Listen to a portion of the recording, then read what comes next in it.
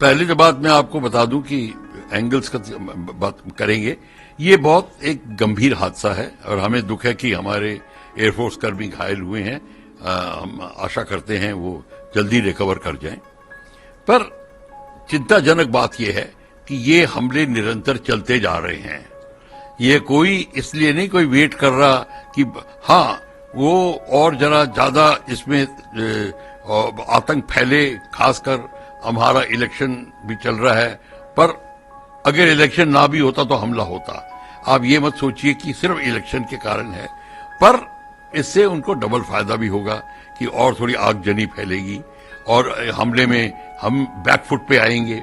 Back foot पे इसलिए आएंगे कि हम रिएक्ट करते हैं और अब हम अपनी 2-3 जगह अपनी मुस्तैदी बढ़ा देंगे, अपनी सिक्योरिटी बढ़ा देंगे, इत्यादि इत्यादि ये कर्म होगा। बेसिकली हमला कराने के लिए के पीछे जो आप बैकग्राउंड देखिए, मेंटालिटी ऑफ पाकिस्तान की क्या है। पाकिस्तान में बड़ी तादाद में लोग कह रहे हैं कि हमको पीस चाहिए, हमको भारत के साथ ट्रेड चाहिए, हमको प्रोग्रेस चाहिए। वो बड़ी सीरियसली कह रहे हैं। यूथ कम्युनिटी, पॉलिटिशियंस तक कह रहे हैं, पर आर्मी नहीं कह रही, आईएसआई नहीं कह रही और चाइनीज नहीं कह रहे। वो कहते हैं वो नहीं चाहते कि, क्योंकि आर्मी अगर ये मान जाए कि हाँ अब हमारा हिंदुस्तान के साथ में बड़ी फैलसूफी हो गई है, ट्रेड खुल गया है, सब कुछ, इसका मतलब कश्मीर का मुद्दा ठंडा पड़ रहा है। इसका मतलब पाकिस्तान की आर्मी की अहमियत खत्म हो रही है। 85% ऑफ पाकिस्तान की जो तिजारत है वो पाकिस्तान आर्मी कंट्रोल करती है, वो सारा का सारा चला जाएगा। तो वो कश्मीर का भूत को जिंदा रखना चाहते हैं कि किसी तरीके से हमारी अहमियत बनी रहे। और दूसरी बात, जो चाइनीज की बात बोल रहे हैं, चाइनीज की बात आपको पता होनी चाहिए। चाइना पीओके में अब एक्चुअली क्लोज टू $100 बिलियन लगा चुका है और पाकिस्तान के अंडर को डेट में डाल रहा है। पाकिस्तान उस डेट के नीचे तड़प रहा है। तो पाकिस्तान को अब ये पता नहीं क्या करे, असमंजस में है। इसीलिए पाकिस्तान की पब्लिक कह रही है हमको आप ट्रेड करने दीजिए, हमें ये डेट से काम नहीं चलेगा। तो उनका मुंह बंद करने के लिए चाइनीज पाकिस्तान आर्मी ये सारा का सारा खेल कर रही है। उनको सारा चाइनीज से माल मिलता है। लड़ाई का असल और जो की कमी पड़ती है, वो जो उनके पास कमी है वो चाइना पूरी कर रहा है और इस काम को वो अंजाम दे रहे हैं। पर इस काम को अंजाम देने का मतलब क्या है? वो इसलिए अंजाम दे रहे हैं कि वो देखते हैं कि ये जो सिचुएशन है कश्मीर में, वो उनके लिए अनुकूल है, उनके लिए बिल्कुल बनी बनाई सिचुएशन है।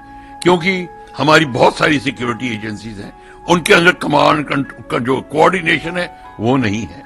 अभी देखिए कॉन्वॉय जा रहा था, अब अटैक हुआ। अटैक एयरफोर्स का कॉन्वॉय जा रहा है, बॉर्डर के पास में है। इसका मतलब है कहीं ना कहीं आपकी इंटेलिजेंस फेलियर है। वो घात लगाए बैठे थे और घात लगाए बैठने वाला जो है वो पहले आया होगा। ऐसे तो नहीं है कि सडनली उनको पता चला और पैराशूट से कूद गए, और ये नहीं है। और उनके सपोर्टिंग सेल्स हैं, उनके स्लीपर सेल्स हैं, ये सारे के सारे वहां हैं। ये मैं कहता आ रहा हूं और मैं दोबारा इस बात को करूंगा। और पाकिस्तान को पता है इंडिया एक सिंगल कमांड एंड कंट्रोल लाएगा नहीं, क्योंकि हमारे पास इतनी इंटरनल जो थिंकिंग है वो बड़ी डिफरेंट है। सब अपना अपना झंडा दिखाना चाहते हैं।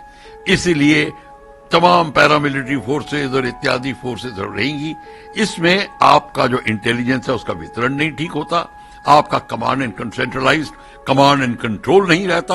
और ये कारण है कि इसको आप अंजाम दे, जैसे पुलवामा का अंजाम दिया था। अगर ये तो अभी 2 व्हीकल थी, अगर ज्यादा होती तो वो भी अटैक में आ जाती।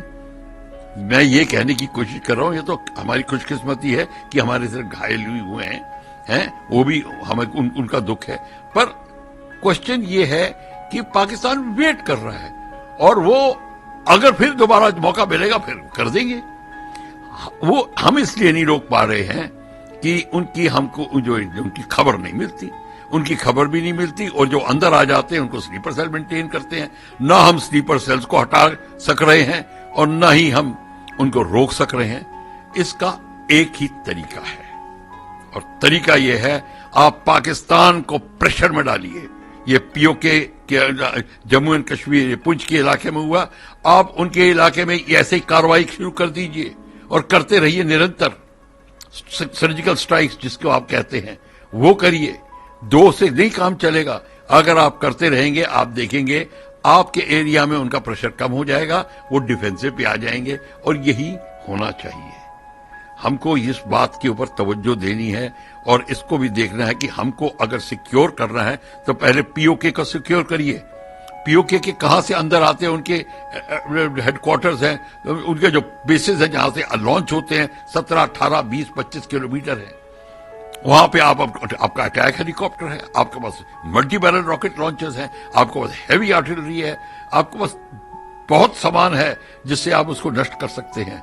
आप अपने सर्जिकल स्ट्राइक्स जारी रखिए और पीओके को लेने की जो बात कर चुके हैं, अभी हाल ही में हमारे पॉलिटिकल लीडर ने कहा था पीओके हमारा है, हम लेके रहेंगे, तो लेके रहिए। अब टाइम आ गया है, इसको कर रही है। पूरा नहीं तो 15-20 किलोमीटर अंदर जाइए, जमीन पे हक करिए। आप जितना उनके अंदर डेप्थ में जाएंगे वो उतना डिफेंसिव फुट पे आएंगे। जब डिफेंसिव फुट पे बंदा होता है तो अटैक नहीं कर सकता, वो डिफेंस करता है। तो इसीलिए ये बड़ा जरूरी है कि हमको अपनी प्रणाली चेंज करनी पड़ेगी, अपना अंदर की प्रणाली, अपना स्लीपर सेल्स को हटाने का तरीका एक सिंगल कमांड एंड कंट्रोल पूरे जम्मू एंड कश्मीर में होना चाहिए। ये कोई, हाँ टूरिस्ट आने लगे हैं, 370 हट गया है, वो सब कुछ ठीक है, पर हमने जब तक स्लीपर सेल नहीं हटाएंगे और जब तक बॉर्डर खुला रहेगा, पोरस रहेगा, ये आते रहेंगे। आप चाहे श्रीनगर को स्वर्ग बना दीजिए, फिर भी आते रहेंगे। तो ये जो चीज है, ये 2 चीजें हैं, ये इसको आपको देखना पड़ेगा। और चाइनीज जो हैं इनको प्रेशर में डाल रहे हैं, डेट में आने, और चाइनीज अपना सीपीईसी का कॉरिडोर मेंटेन करना चाहते हैं। चाइनीज बलूचिस्तान से भी तंग आ चुके हैं, उनके अटैक्स हो रहे हैं, बलोच के, उनके पाकिस्तान की आर्मी तंग आ चुकी है, ये मिल के वहां पे भी अभियान शुरू कर रहे हैं। तो ये सारा का सारा अब देखेंगे, चाइनीज की एक्टिविटी बहुत होगी। चाइनीज के कम से कम 2 डिवीजन के सोल्जर्स पहुंच गए हैं, हम लोग बोलते नहीं है। चाइनीज के बहुत फौज पहुंच चुकी है वहां पर, और चाइनीज और भी घुसेंगे, क्योंकि चाइनीज चाहते हैं पीओके और लद्दाख एरिया का टोटल उनका एक फ्रंट बन जाए, ताकि उनको आना जाना और आसान हो जाए, इंडिया ऑन डबल प्रेशर के अंडर आ जाए। तो आपको ये चीज देखनी पड़ेगी। अब आप देखिए अगले 2-3 दिन में इसकी क्या खबर आती है, तो और उसकी बाद में